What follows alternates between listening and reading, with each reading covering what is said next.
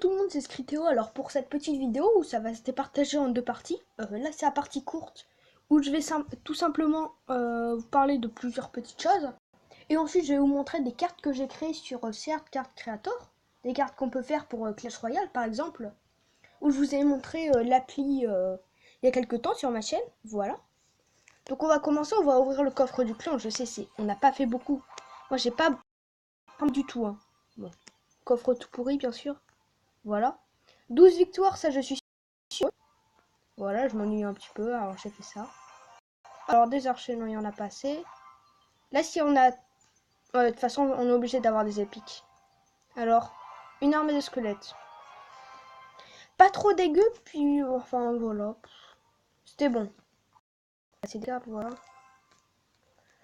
Et alors, avec Big Boss, on a fait des combats. Hein, le défi du tirage, comme je vous l'avais dit, hein, Clash Royale n'a plus trop d'imagination.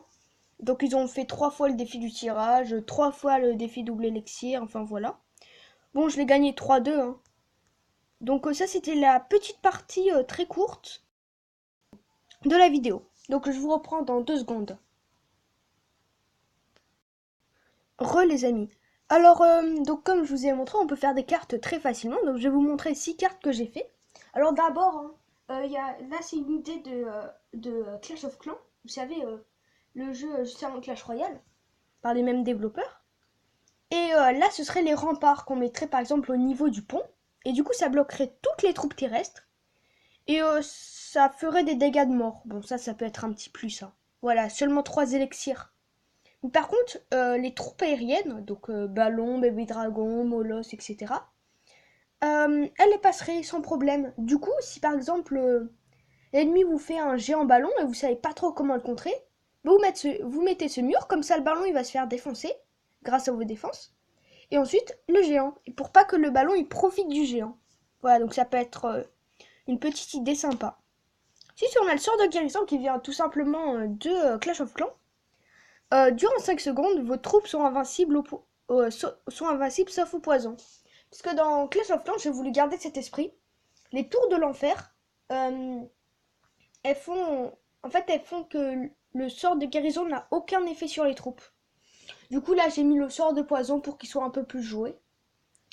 Du coup, ça durait 5 secondes, mais ça pourrait être très bien. Puisque les troupes seraient invincibles. Ça pourrait être vraiment un enjeu incroyable. Par exemple, je sais pas, vous avez un Zappy et l'ennemi vous met une horde de gargouilles. Si vous détruisez pas la tour, vous avez perdu. Vous mettez ce sort de guérison sur le Zappy, il est invincible. J'ai mis un bouclier invincible, hein, c'est pareil, il est immortel. Pendant 5 secondes, il a le temps de tirer et vous avez gagné. Donc ça peut être, franchement, ça peut faire des retournements de situation. Ensuite, comme dans Clash of Clans, il y a la guérisseuse, c'est une troupe. Cette créature permet de soigner les troupes terrestres. Par contre, elle est protégée-la car elle a peu de points de vie. Effectivement, je pense qu'on pourra pas améliorer les points de vie, mais plus les points de vie régénérés. Donc 500 points de vie. Une troupe aérienne. Elle guérirait que les troupes du sol. Bon, après un temps de déploiement de 3 secondes parce que ça coûte cher quand même. 5 élixirs. Mais 150 points de vie par seconde, ça peut être pas mal, hein. Franchement, ça peut être pas mal. Voilà. On passe ensuite au rayon atomique. Donc, il permet de détruire une troupe pour 2 élixirs supplémentaires. En gros, par exemple, je sais pas. Dans son combo, la personne vous fait...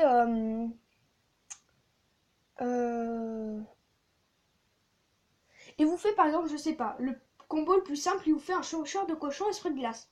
Vous savez qu'en 3 ou 4 coups de chevaucheur, vous avez perdu votre tour. Mais vos cartes, elles vont pas trop vous aider à le vaincre.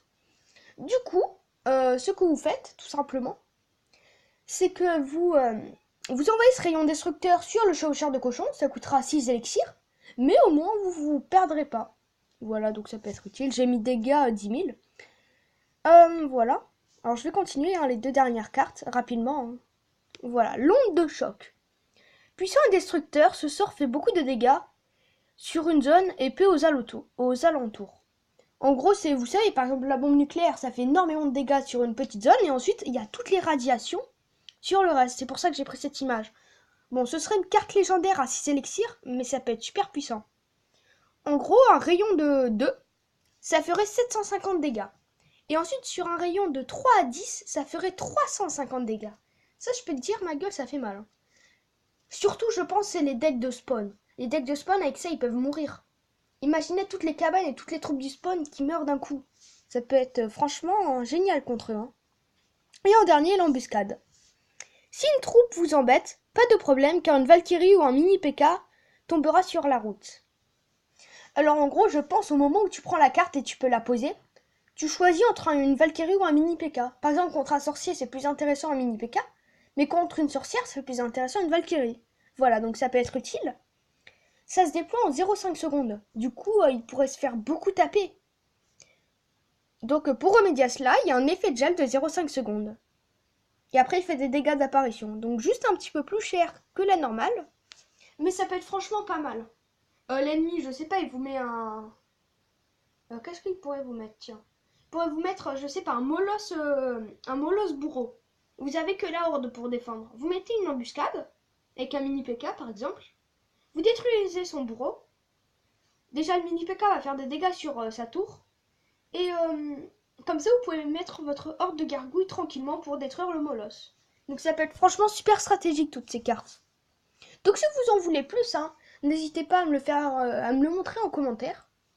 Likez, partagez, c'était Scritéo et je vous dis à la prochaine. Peace!